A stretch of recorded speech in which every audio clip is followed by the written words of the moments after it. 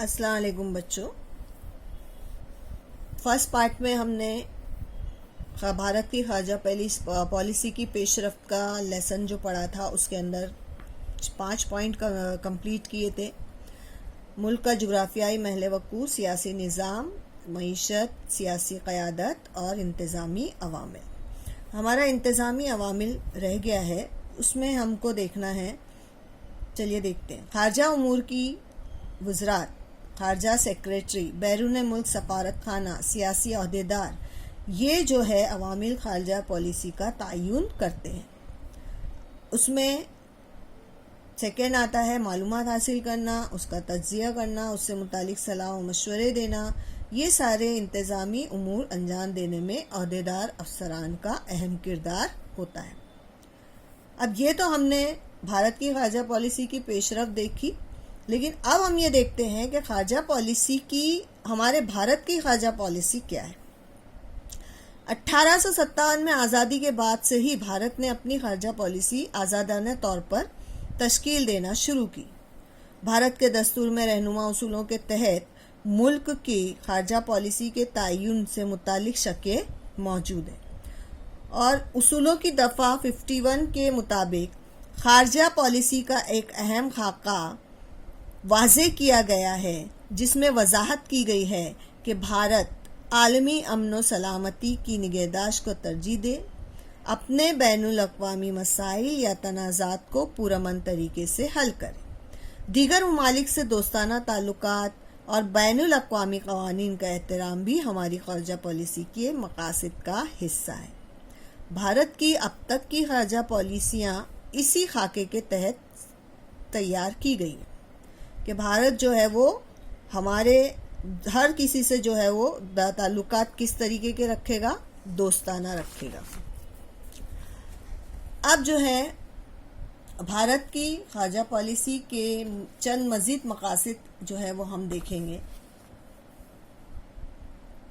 پہلا ہے عالمی امن و سلامتی کو ترجیح دینا، بین الاقوامی مسائل اور تنازعات کو پرامن طریقے سے حل کرنا،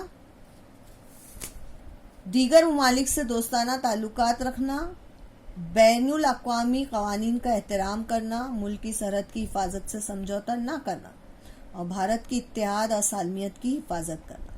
بھارتی سفارت خانے کے توسط سے دوسرے ملکوں میں رہنے والے بھارتی شہریوں کے مفادات کی حفاظت کرنا. معاشی ترقی کے لیے دیگر ملکوں کے ساتھ معاشی اور تجارتی تعلقات قائم کرنا. یہ جو ہے 8 پوائنٹ ہے، اور ہم کو اسی کے ساتھ میں چلنا ہے. اب دیکھتے ہیں کہ خارجہ پالیسی کی بھارت کی جو خارجہ پالیسی تھی اس کا ابتدائی مرحلہ یعنی سٹارٹ کیا ہوا 1947 سے 1990 تک. بھارت کے پہلے وزیر اعظم پنڈت جواہر لال نہرو نے خارجہ پالیسی کی بنیاد ڈالی. اس پالیسی کے ذریعے انہوں نے نوآبادیاتی نظام کے مخالفت کر کے عالمی امن و امن اور سلامتی کو ترجیح دی. ابتدائی دور کی خارجہ پالیسی کی خصوصیت کیا تھی کہ کسی بھی دباؤ کے بغیر بین الاقوامی واقعات کو سمجھنا، پاکستان اور چین ان دو ملکوں کی جانب سے ممکنہ خطرات کا خیال رکھنا، امن و سلامتی اور خود کفیل ہونے پر اصرار، عدم وابستگی پالیسی کی حمایت کرنا. اب عدم وابستگی ہم آگے سمجھیں گے یہ لفظ کا میننگ. تمام ملکوں سے دوستانہ تعلقات، اس وجہ سے دونوں بڑی طاقتوں سے تعاون ملا. سمجھ میں آ گیا یہاں تک؟ چلیے اب دیکھتے ہیں عدم وابستگی اختیار کرنا. عدم وابستگی کا ایکچوئل مطلب ہوتا ہے پیروی نہ کرنا یا نان ایگزسٹنس. بھارت نے ابتدائی دور میں عدم وابستگی کی پالیسی اختیار کی.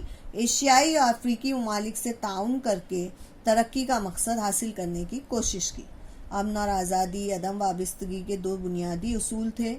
سر جنگ کے زمانے میں کچھ ایفرو ایشیائی افریقی یعنی ایفرو مینس افریقی اور ایشیائی ممالک دونوں سپر پاور کی فوجی تنظیموں کے رکن بن گئے. جس کی وجہ سے علاقائی ترقی کا عمل رک گیا۔ 1974 میں بھارت نے پوکھرن میں پہلا جوہری تجربہ کر کے اپنی طاقت جو ہے وہ منوا لی اور جنوبی ایشیا میں ایک مضبوط علاقائی طاقت بن کر ابھر کر آیا۔ جنوبی ایشیائی ممالک میں باہمی تعاون کے فروغ کے لیے سارک نامی تنظیم جو ہے اس کا قیام عمل میں آیا۔ بھارت نے چین اور امریکہ سے اپنے تعلقات میں بہتری پیدا کر لی۔ اب ہم یہ دیکھتے ہیں کہ بھارت اور پاکستان ان کے درمیان کون کون سی جنگیں ہوئی اور انہوں نے کیا کیا کیا۔ پہلے تو ایک بات اور یہ بھی سمجھ لو کہ 1947-48 میں پہلی جنگ ہوئی بھارت اور پاکستان کی، پھر 1965 میں کشمیر کے مسئلے پر دوسری جنگ ہوئی، پھر 1971 میں تیسری جنگ کے بعد بنگلہ دیش آزاد ملک بن گیا، اور 1999 میں کارگل کے علاقے میں پاکستان نے در اندازی کی وجہ سے چوتھی جنگ ہوئی۔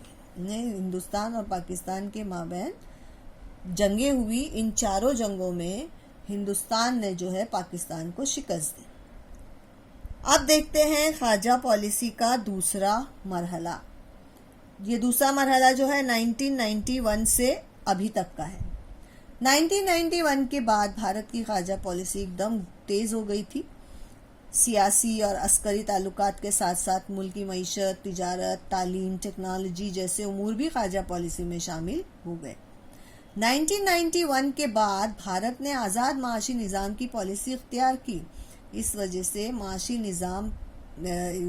نظام پر سرکاری عمل دخل کم ہو گیا۔ پڑوسی ملکوں کے ساتھ بھارت کی تجارت میں اضافہ ہوا، عالمی تجارت میں بھارت کی شرکت میں اضافہ ہوا، ملک کی معاشی ترقی کی شرح میں اضافے کی کوششیں ہونے لگی۔ بین الاقوامی تنظیموں میں بھارت کب شامل ہوا یہ دیکھتے ہیں۔ سب سے پہلے دیکھو 1990 کے بعد سنگاپور، تھائی لینڈ، ویتنام، جنوب مشرقی ایشیا ممالک سے بھارت کے تعلقات مضبوط ہوئے۔ اس کے بعد اسرائیل، جاپان، چین، یورپی یونین کے ساتھ کاروباری لین دین میں اضافہ ہوا۔ G20 اور برکس جیسی تنظیموں کا بھارت رکن بنا۔ برکس میں ہوتا ہے برازیل، رشیا، انڈیا، چائنا اور ساؤتھ افریقہ۔ اور برکس کا نشان بھی آپ کو دکھایا جا رہا ہے، نظر آ رہا ہے، یہ نشان جو ہے وہ برکس کا ہے۔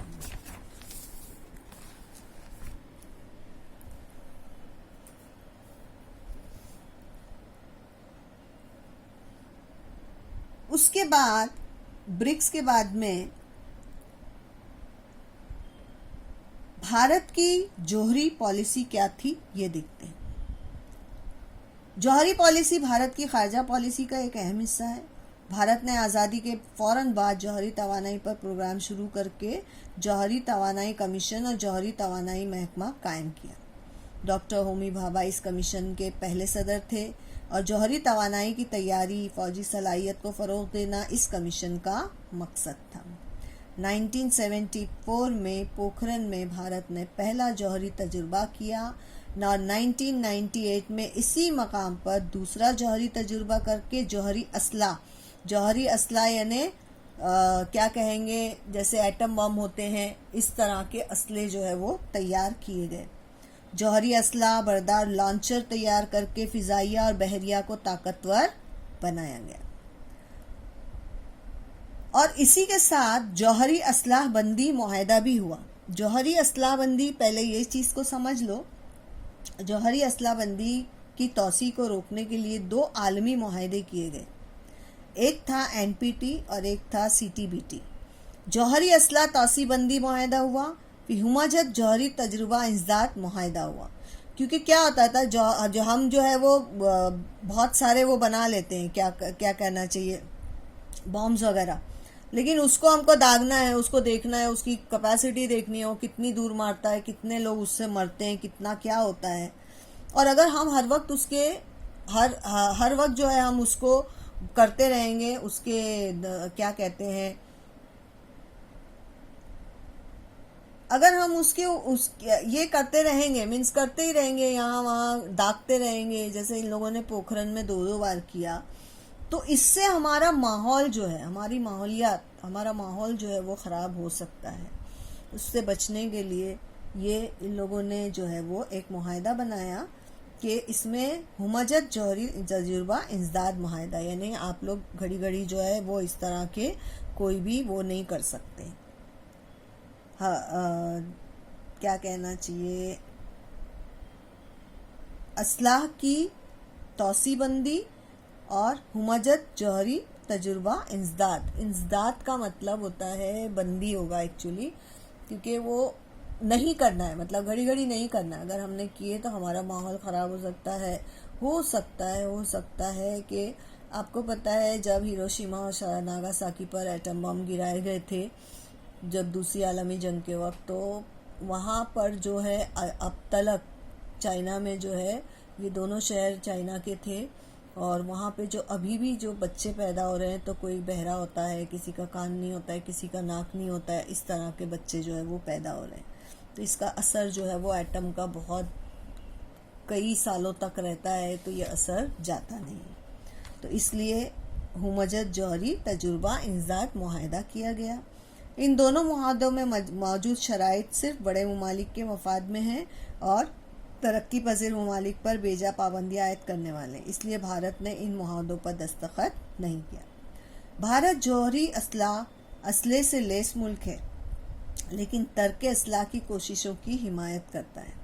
یعنی وہ بھارت میں جوہری اسلحہ ہے، لیکن وہ بولتا ہے کہ ترک اسلحہ مطلب بہت زیادہ اسلحہ نہیں خریدنا چاہیے.